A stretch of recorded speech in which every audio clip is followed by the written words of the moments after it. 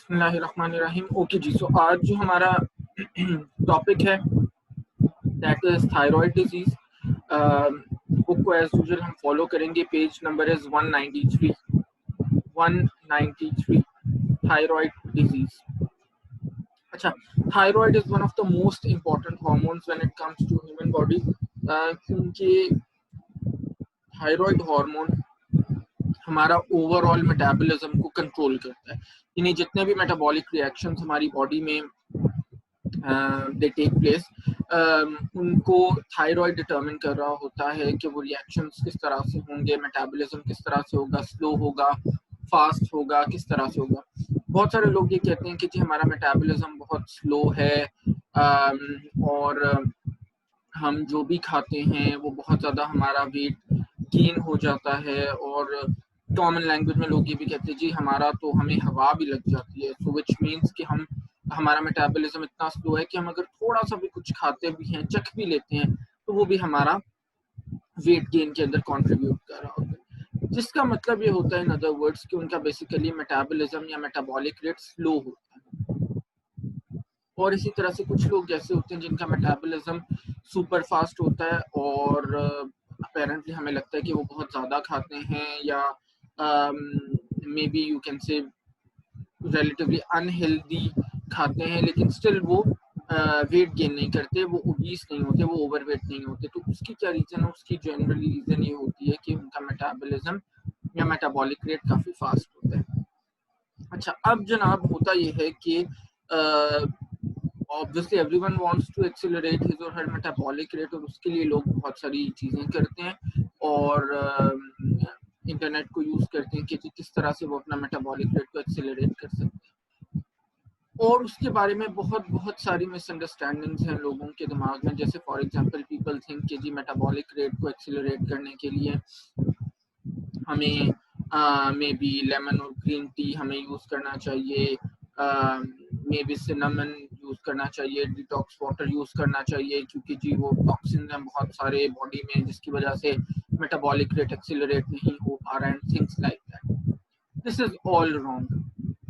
There is only one thing which can actually accelerate your metabolism or metabolic rate, and that one thing is known as physical activity. इसके अलावा कोई भी चीज़ दुनिया की खाने से, कि अगर मैं आपसे कहूँ कि जनाब आप रोज़ाना 10 गिलास ग्रीन टी के पीना शुरू कर दें लेमन डाल के, उससे आपका मेटाबॉलिक रेट कभी भी एक्सेलरेट नहीं होता। तो दुनिया में कोई ऐसी चीज़ नहीं है सिवाय फिजिकल एक्टिविटी के जो आपका मेटाबॉलिक रेट एक्सेलरेट कर सके। इस चीज़ को लेके लोगों ने बहुत ज़्यादा अनफॉर्चुनेटली कहना चाहिए मिसअंडरस्टैंडिंग्स भी क्रिएट की हुई हैं इंटरनेट पे, सोशल मीडिया पे, और लोगों को बहुत ज़्यादा बेवकूफ़ बना के उनसे पैसे भी लिए जा रहे हैं, कभी सिनेमन पाउडर के नाम पे और कभी ग्रीन टी और लेमन के नाम पे। तो हमें यह बात एज डाइटिशियन याद रखनी चाहिए कि कल को हमने जब भी किसी पेशेंट को, किसी क्लाइंट को ये चीज़ समझानी है, तो we always have to make him और हर अवेयर कि जी जो भी चाहता है कि उसका मेटाबॉलिक रेट एक्सेलरेट हो जाए, उसको अपनी फिजिकल एक्टिविटी डेली बेसिस पे, रेगुलर बेसिस के ऊपर करनी है। उसके अलावा जेनेटिकली जैसा हमारा मेटाबॉलिक रेट है प्रीडोमिनेंटली वैसा ही रहेगा, बहुत ज़्यादा उसको हम चेंज नहीं कर सकते, और ख़ास तौर पे कोई चीज़ खा के या पी के तो बिल्कुल नहीं। हम थायराइड डिजीज़ की बात कर रहे थे। थायराइड डिजीज़ बेटे सबसे कॉमन एंडोक्राइन डिसऑर्डर होता है जनरल पॉपुलेशन के, ठीक है। और बहुत सारे डिफरेंट क्लिनिकल फीचर्स होते हैं ऐसे पेशेंट्स के जिनको थायराइड डिजीज़ होती है, जिसमें वेट गेन हो सकता है, वेट लॉस हो सकता है। वेट गेन जनरली होता है जब हाइपोथायरॉयडिज्म होता है, यानी हाइपो मीन्स कि थायराइड हार्मोन स्लो काम कर रहा होता है, अंडर एक्टिव होता है। वेट लॉस नॉर्मली तब होता है जब हाइपर थायरॉयडिज्म होता है, यानी जो थायराइड हार्मोन है वो ओवर एक्टिव होता है, वो ज्यादा काम कर रहा होता है। इसी तरह से ट्रेमर्स कॉमन होते हैं। ट्रेमर्स मीन्स झटके लगना एक्सट्रीमिटीज में, खास तौर पे एंजाइटी हो सकती है, डिप्रेशन हो सकता है, ठीक है। और thyroid disease, there are different types of thyroid diseases. Hypothyroid है, हाइपर थायरॉइड है, थायराइड कैंसर हो सकता है, और भी बहुत सारी टाइप्स हैं जो हम इस चैप्टर में डिटेल से देखेंगे। उसकी डिफरेंट रीजंस हो सकती हैं। सबसे पहली रीजन तो ये है कि मे बी हमारा थायराइड हार्मोन ज़्यादा काम कर रहा है या कम काम कर रहा है। ज़्यादा काम कर रहा है तो हाइपरथायरॉयडिज्म, कम काम कर रहा है तो हाइपोथायरॉयडिज्म। फिर जनाब ये हो सकता है कि हमारा थायराइड ग्लैंड के अंदर इन्फ्लेमेशन आ गई है, यानी जिसको थायराइडाइटिस कहते हैं। फिर ये हो सकता है कि हमारे थायराइड ग्लैंड में कोई इन्फेक्शन हो गया, just like any other part of the body, any other organ of the body. वहाँ पे जब इन्फेक्शन होता है तो उसको उसकी वजह से वो ऑर्गन या वो बॉडी पार्ट सही से काम नहीं करता। फिर इसके अलावा ये भी हो सकता है कि हमारे थायराइड ग्लैंड के अंदर कोई बिनाइन या मेलिग्नेंट ग्रोथ हो गई। आपको पता है बिनाइन ग्रोथ ऐसी होती है जो बहुत ज़्यादा स्प्रेड जिसका नहीं होता, जो बहुत ज़्यादा डेंजरस नहीं होती in terms of spread. Malignant growth वो होती है या मेलिग्नेंट कैंसर वो होता है जो बहुत जल्दी रैपिडली अपने सराउंडिंग टिश्यूज को डिस्ट्रॉय करता है और उसका स्प्रेड जो है वो बहुत फास्ट होता है। तो ये डिफरेंट रीजंस हो सकती हैं डिफरेंट थायराइड डिजीजेस की। अब there is this very interesting case number 4, tremor and irritability, page number is 194. So यहाँ पे we have been given this particular case. Samantha, who is 26 years old, is referred to the endocrinology clinic with tremor in her hands. Her husband remarks that she has been uncharacteristically irritable in recent weeks. Her general practitioner noticed a small diffuse swelling in her neck. अच्छा जी, एक patient आई है endocrinology clinic के ऊपर जिसका नाम Samantha है, 26 year उसकी as है और उसको बेसिकली क्या हो रहा है, हाथों में ट्रेमर्स हो रहे हैं, यानी झटके लग रहे हैं हाथों के अंदर। उसके हस्बैंड ने ये नोटिस किया है कि पिछले कुछ हफ्तों के अंदर वो काफ़ी इरिटेबल है। इरिटेबल मीन्स कि बहुत ज़्यादा आप जब चिड़चिड़े होते हैं, ठीक है। और जब वो जनरल प्रैक्टिशनर के पास गई, जीपी के पास, तो उसने देखा कि उसकी नेक एरिया के अंदर एक डिफ्यूज स्वेलिंग उसको जो है वो नजर आई है। ठीक है, डिफ्यूज का मतलब होता है ऐसी स्वेलिंग जो बहुत लिमिटेड ना हो, जो बहुत लोकलाइज्ड ना हो। दो टर्म्स हम यूज करते हैं मेडिसिन में, एक होता है लोकलाइज्ड, एक होता है डिफ्यूज्ड। लोकलाइज्ड का मतलब होता है जो एक ही एरिया में लिमिटेड हो, एक ही जगह के ऊपर हो। डिफ्यूज का मतलब होता है जो स्प्रेड हुई भी हो, जो एक जगह पे चीज लिमिटेड ना हो, ठीक है, उसको हम कहते हैं डिफ्यूज। तो उसी से है diffused swelling. Initial interpretation, the characteristics of tremor usually provide a clue to the diagnosis. In a young woman such as Samantha, who also has a goiter, thyrotoxicosis is the most likely cause. अच्छा, वो goitre कहाँ से पता चला? Goitre वो कह रहे हैं वो जो डिफ्यूज स्वेलिंग नेक एरिया में नजर आई है ना, गोइटर जब भी होता है इसको उर्दू में गलहड़ कहते हैं, ठीक है। इसका जो उर्दू ट्रांसलेशन है गोइटर का वो गलहड़ होता है। यहाँ पे आपने नोटिस किया होगा ये जगह बहुत ज्यादा स्वेल कर जाती है, ठीक है। तो गोइटर उन्होंने उससे अंदाजा लगाया जो यहाँ पे नेक स्वेल की हुई है। और थायरोटॉक्सिकोसिस ट्रेमर अगर होता है तो मोस्ट प्रोबेबली उसका जो कॉज होता है वो थायरोटॉक्सिकोसिस होता है। अभी फर्दर अब ऑब्वियसली ये तो अभी उन्होंने यानी based on the symptoms guess किया है, अभी फर्दर देखते हैं कि क्या होता है। Samantha first noticed the tremor about 6 weeks ago when she was working as a waitress. She first thought that it was related to stress at work, but it persisted on her days off. She also started to have palpitations, sweating, and frequent loose bowel motions. अच्छा, अब जनाब वो professionally क्या है? She is a waitress. अच्छा बेटे, बहुत important होता है, लोग जनरली समझते हैं कि हिस्ट्री टेकिंग कौन सा मुश्किल काम है भाई, जाके 8-10 सवाल ही तो करने। History taking is an art, और हिस्ट्री टेकिंग बहुत बहुत ज़्यादा इम्पॉर्टेंट है अगर हमने कोई भी डिजीज़ को सही से ट्रीट करना है। हिस्ट्री टेकिंग के अंदर एक बहुत इम्पॉर्टेंट जो हमारा क्वेश्चन होता है that is related to the profession of the patient.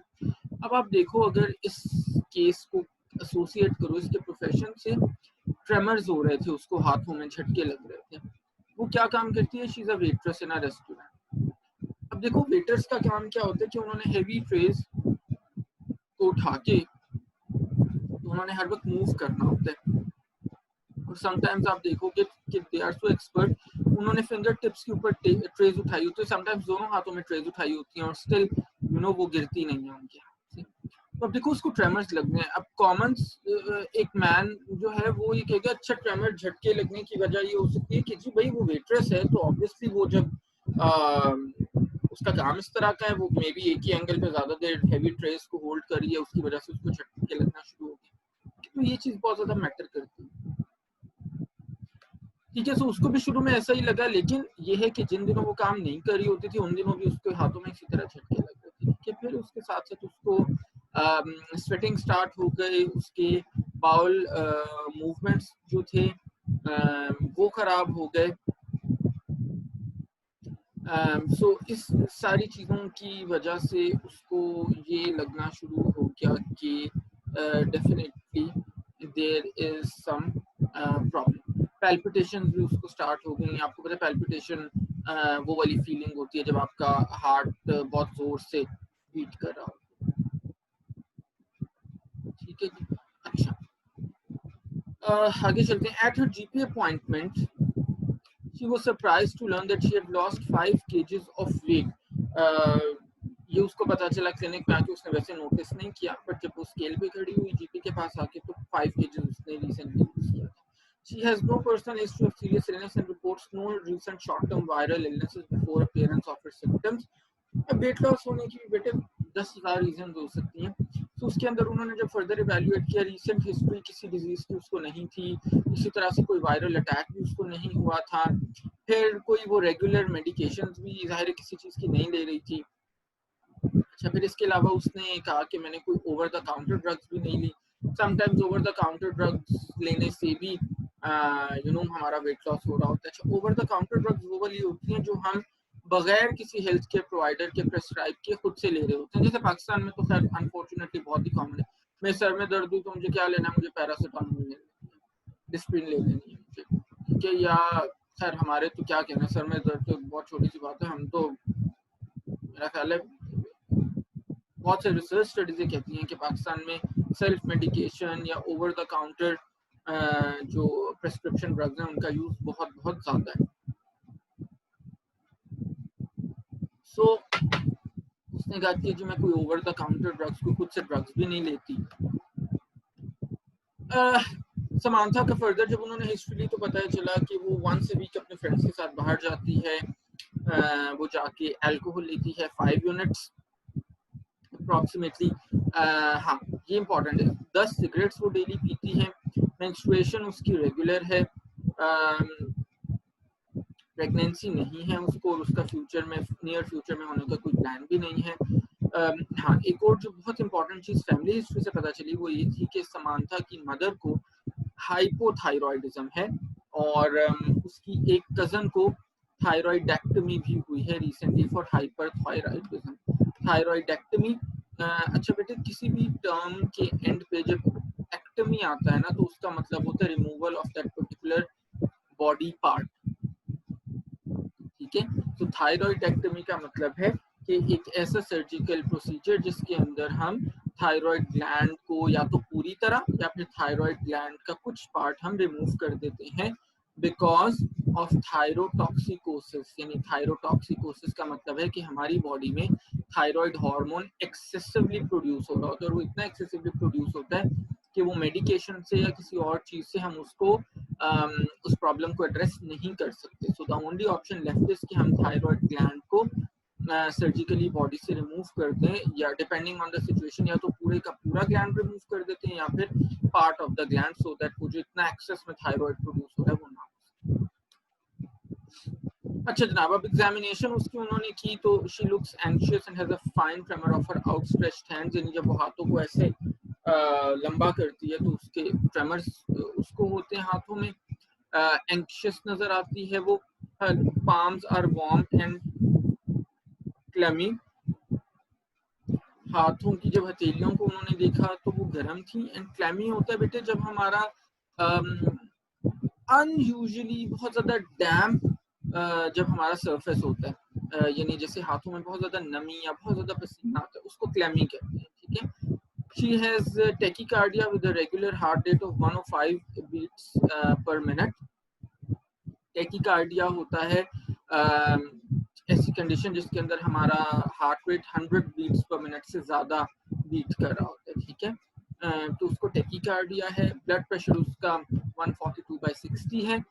She has a small, smooth and non-tender swelling in the neck, which moves with swallowing.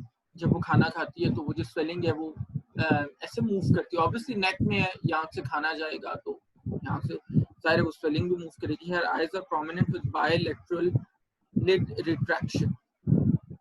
Bilateral का मतलब होता है ऐसी चीज जो दोनों तरफ हो, यानी दोनों साइड्स के ऊपर हो।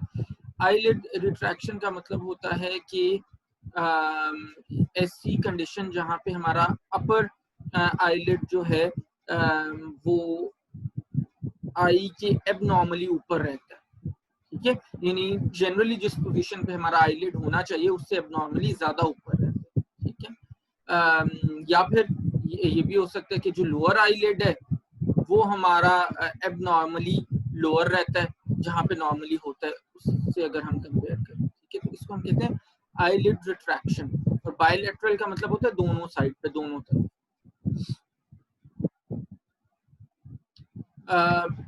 अच्छा, however there is no eyelid swelling नहीं है eyelid में। conjunctival redness और chemosis।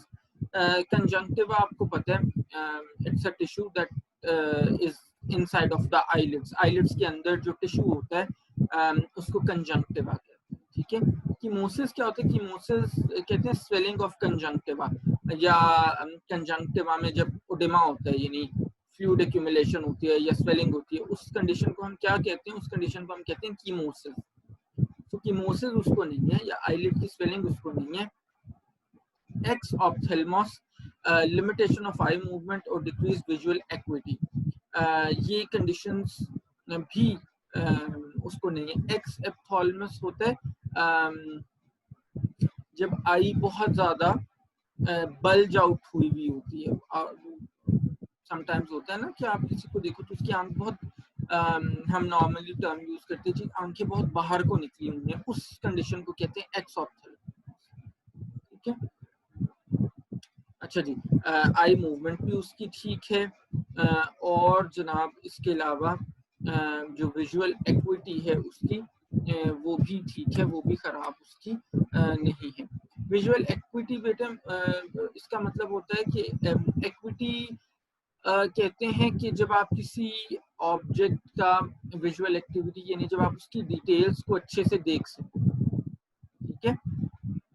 यानी विजुअल एक्विटी एक आई की एग्जामिनेशन है जिससे पता चलता है कि आप एक अगर लेटर लिखा हुआ है तो उसकी डिटेल्स कितना बेटर देख सकते हो। कि जैसे फॉर एग्जांपल अगर टी लिखा हुआ है तो T you know from a certain distance आपको टी के ऊपर वाला जो है पार्ट वो कैसे नजर आ रहा है, जो नीचे वाला पार्ट है जो लॉन्गिट्यूडनल होता है, वर्टिकल होता है, वो कैसे नजर आ रहा है। So you know details of any object आप जब एक सर्टेन डिस्टेंस से देखते हो तो वो आपको किस तरह से नजर आ रहा है, उसको हम बोलते हैं visual equity. So visual equity भी उसकी ठीक है, उसके अंदर भी प्रॉब्लम नहीं है। No skin changes are visible on her legs and feet के ऊपर भी कोई ऐसी स्किन चेंजेस पर्टिकुलर नहीं है। She has no signs of cardiac failure, ठीक है। Interpretation of findings, tremor of the hands together with unintentional weight loss, palpitation, sweating, loose bowel motions and irritability in a young woman strongly suggest thyrotoxicosis। यानी ये जितने भी science और symptoms हम देख रहे हैं ये हमें उसकी तरफ लेके जा रहे हैं कंडीशन की तरफ, थायरोटॉक्सिकोसिस यानी excessive levels of thyroid hormones. The findings of warm, sweaty palms, tachycardia, and eyelid retraction also support this diagnosis. ये भी इसी diagnosis की तरफ indicate कर रहे हैं। History and physical examination are vital in elucidating the cause of thyrotoxicosis. In Samantha's case, the family history of autoimmune thyroid disease suggests Graves' disease. हाँ, उसका हमने देखा था ना कि मदर का भी को भी she was suffering from thyroid problem, एक कजन की भी सर्जिकल रिमूवल हुआ था थायराइड ग्लैंड का। ग्रेव्स डिजीज ग्रेव्स डिजीज बेटे एक ऑटो इम्यून डिसऑर्डर होता है जिसके अंदर हाइपरथायरॉयडिज्म हमें हो जाता है, यानी ऑटो इम्यून का मतलब होता है जिसके अंदर हमारा इम्यून सिस्टम अपने ही टिश्यूज को अटैक करना शुरू कर देता है, ठीक है, ऑटो इम्यून डिसऑर्डर उसको कहते हैं। और हाइपरथायरॉयडिज्म जैसे मैंने बताया कि हमारा थायराइड ग्लैंड ओवर एक्टिव हो जाता है। However, lid retraction without other signs of thyroid eye disease, as in Samantha's case, can occur in all causes of thyrotoxicosis. अच्छा, investigations पे आ जाते हैं. In view of the symptoms and signs of thyrotoxicosis, Samantha's GP sends a blood sample to the lab to test thyroid function. अब obviously ये सारे sign symptoms support कर रहे हैं thyroid problem को, तो हमने क्या किया, उसका blood sample लिया और हमने उसको lab भेज दिया. The fully suppressed TSH with increased phenothyroxine, T4 and triiodothyronine are consistent with the diagnosis of thyrotoxicosis.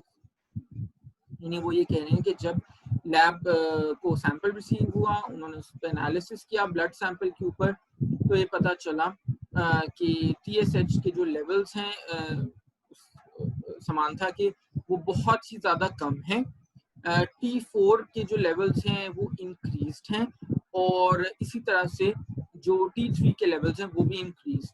जब हमारा TSH सप्रेस्ड होता है और T4 और T3 इंक्रीज्ड होते हैं कंपेयर टू नॉर्मल वैल्यूज, तो ये हमें इंडिकेट करते हैं कि जनाब थायरोटॉक्सिकोसिस यानी जो हमारा excessive levels of thyroid hormone है वो प्रोड्यूस होने। To determine the cause of the thyrotoxicosis, a blood test for TSH receptor antibodies is carried out and shows high titers of these antibodies. Tests for TSH receptor antibodies are positive in more than 95% of cases of Graves' disease. इसको further confirm करने के लिए उन्होंने blood sample तो already लिया ही हुआ था, उसका उन्होंने TSH रिसेप्टर एंटीबॉडीज का टेस्ट भी करवाया और 95% केसेस में वो कह रहे हैं कि जैसे समांथा का TSH रिसेप्टर एंटीबॉडीज का टेस्ट पॉजिटिव आया, उसी तरह से ग्रेव्स डिजीज वालों का थायरोटॉक्सिकोसिस वालों का टेस्ट पॉजिटिव आया। तो यानी सारी की सारी जो चीजें हैं वो इंडिकेट कर रही हैं कि she has thyrotoxic. Diagnosis: the diagnosis of thyrotoxicosis caused by Graves' disease is confirmed. यानी जब हमने लैब टेस्ट भी कर लिया, साइन सिम्टम्स से भी कंपेयर कर लिया, अब हमें पता चल गया कंफर्म डायग्नोसिस ये आ गया है कि समांथा को ग्रेव्स डिजीज की वजह से थायरोटॉक्सिकोसिस, और जीपी ने जो है उसको प्रोप्रानोलोल प्रेस्क्राइब की है ताकि उसके सिम्टम्स जो हैं वो रिलीव हो सकें, और उसके साथ साथ एक एंटी थायराइड ड्रग दी है जिसका नाम है कार्बेमाजोल, सो दैट उसके जो हार्मोन लेवल्स हैं, थायराइड हार्मोन लेवल्स हैं, वो नीचे, ठीक है। और इसके साथ डिटेल्ड कंसल्टेशन के लिए उसको एंडोक्रिनोलॉजिस्ट के पास रेफर भी करते हैं, ठीक है।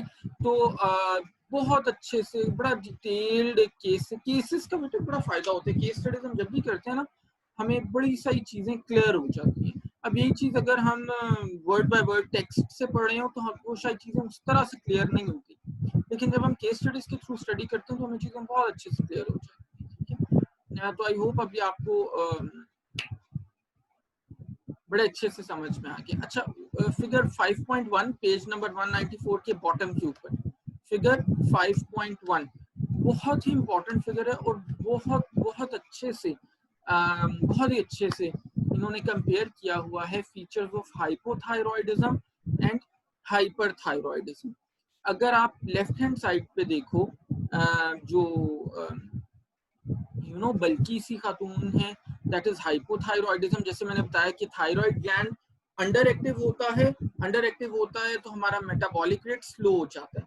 जब मेटाबॉलिक रेट स्लो होता है तो ऑब्वियसली हम जो भी खाते हैं वो हमारा वेट गेन की तरफ कंट्रीब्यूट करता है। राइट हैंड साइड पे अगर आप देखो तो वो जो खातून है वो हाइपरथायरॉयडिज्म है। उसको जब हम हाइपरथायरॉयडिज्म की बात करते हैं तो वहां पे हमारा थायराइड ग्लैंड ओवर एक्टिव होता है। ओवर एक्टिव का मतलब है हम जो भी खाते हैं वो बहुत जल्दी अनयूजुअली एक फास्ट रेट के ऊपर वो बॉडी में डाइजेस्ट और एब्जॉर्ब होता है और उसी तरह से पूरा मेटाबॉलिज्म एक्सक्रीशन तक चला जाता है और हमारा वेट लॉस हो रहा होता है, ठीक ठीक है। अगर आप हाइपोथायरॉयडिज्म को देखो तो उसके अंदर कोर्स एंड ड्राई हेयर, इसको अगर आप थोड़ा सा जूम करके देखो तो बहुत अच्छे से आपको सारे फीचर्स और उनमें डिफरेंस नजर आ जाएगा। ड्राई स्किन है, फेस पफी है, आईज के अराउंड स्वेलिंग है, टायर्डनेस और लेथार्जी फील होती है, फिर इसी तरह से इनटॉलरेंस होती है कोल्ड की तरफ,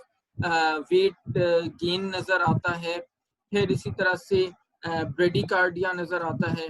ब्रेडिकार्डिया एक ऐसी कंडीशन होती है जिसके अंदर हमारा heart rate slower then normal होता है, नॉर्मली 60 बीट्स पर मिनट से कम होता है। हाइपरथायरॉयडिज्म में अगर आप देखो तो वेट लॉस नजर आ रहा है, हैंड ट्रेमर्स नजर आ रहे हैं, जैसे इस केस में समानता का हमने डिस्कस किया। इंटॉलरेंस टू हीट नजर आ रही है, पैल्पिटेशंस हैं, गॉइटर है, वो नेक एरिया के अराउंड देखो स्वेलिंग, फिर स्वेटिंग है, एंक्शियस लुक है, लिड रिट्रैक्शन है। तो सारी की सारी क्लिनिकल फीचर्स हैं जो डिस्टिंग्विश करती हैं इन दोनों कंडीशंस। ठीक हो गया। अच्छा, ऊपर जरा वापस आ जाते हैं। टेबल 5.1 बड़ा इंपॉर्टेंट है क्योंकि उसके अंदर दी हुई हैं जनाब कॉजेज ऑफ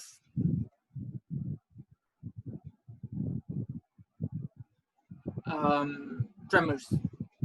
हमने जो ये केस देखा था उसके अंदर हमने ये देखा था कि जनाब ट्रेमर्स होने के बहुत सारे कॉजेज हो सकते हैं। कोई एक कॉज नहीं, ये नहीं कि मुझे अगर हाथ में ट्रेमर फील हो रहा है तो अच्छा चलो ओके मुझे थायराइड डिजीज, नहीं, उसके 10,000 रीजन हो सकते हैं।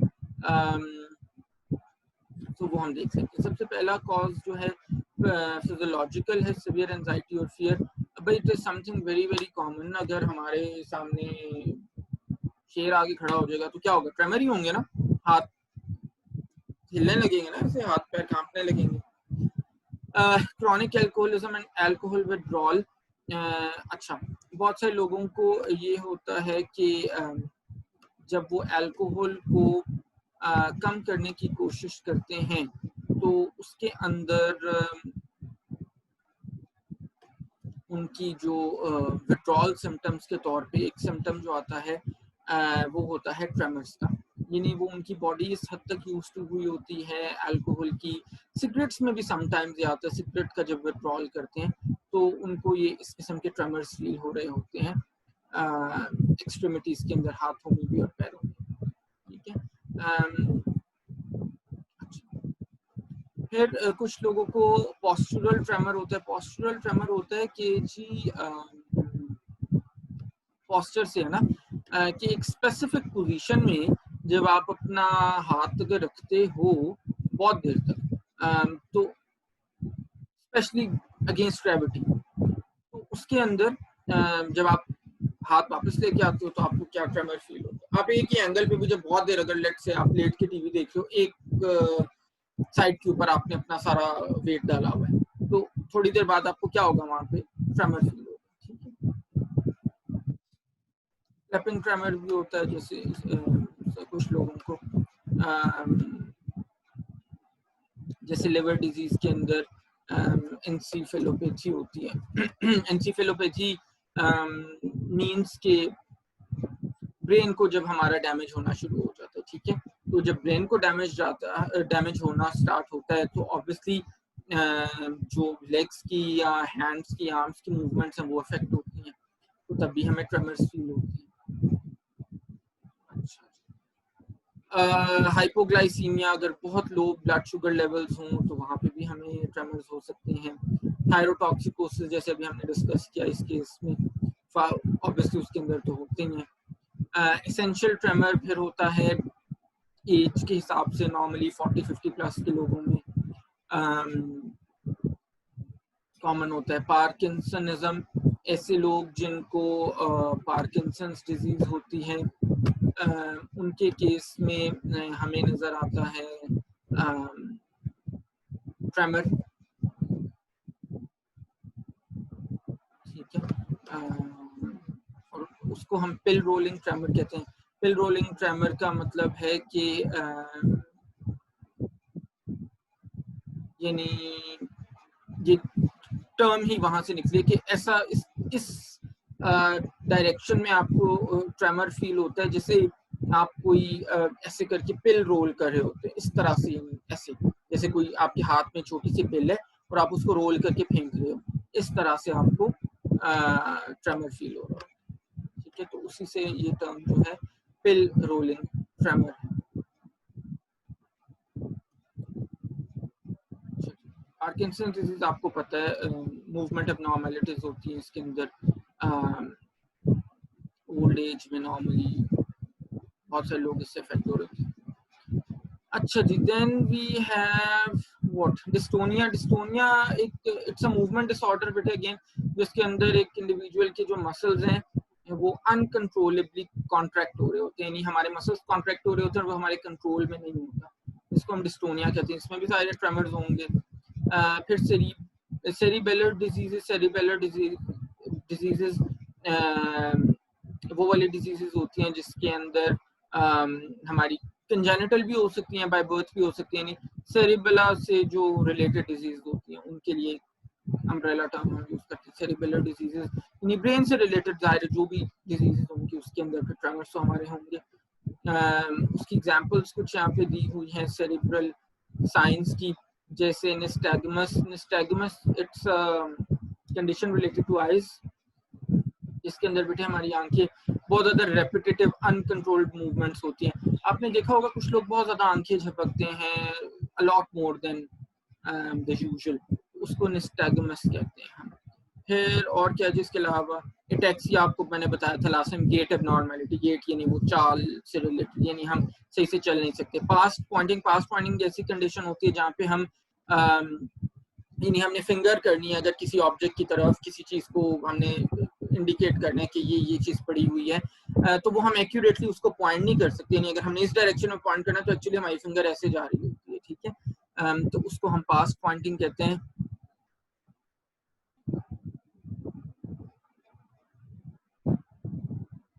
अच्छा, फिर इसी तरह से dysdiadochokinesia, this is a condition, DD के भी हम इसको कहते हैं, जिसके अंदर हम रैपिड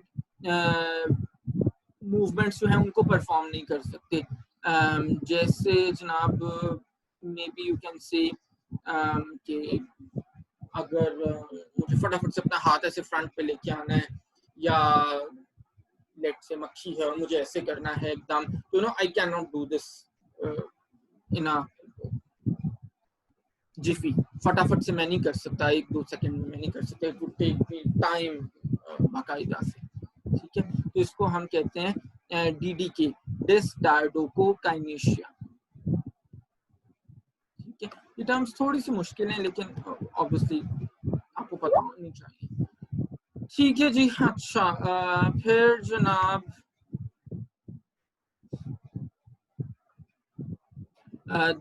साइकोजेनिक भी हो सकती हैं हमारे पास रीजंस, जो नॉर्मली एक्यूट इन नेचर होती हैं, यानी अचानक से स्टार्ट होती हैं। साइकोजेनिक यानी दायरा जिसका कोई साइकोलॉजिकल कॉज होता है। So these are all causes of tremors. ठीक है, अच्छा बेटे हम यहाँ पे रुकते हैं, 5 मिनट्स का ब्रेक करते हैं और फिर हम आते हैं वापस, नेक्स्ट सेशन को ज्वाइन करते हैं। आप लोग तब तक वो जो तीसरी बच्ची है उसको जरा कांटेक्ट कर लो सो दैट हम क्विज भी नेक्स्ट सेशन में कर सकें। ठीक है, हम 5-7 मिनट्स बाद दोबारा ज्वाइन करते हैं। अल्लाह।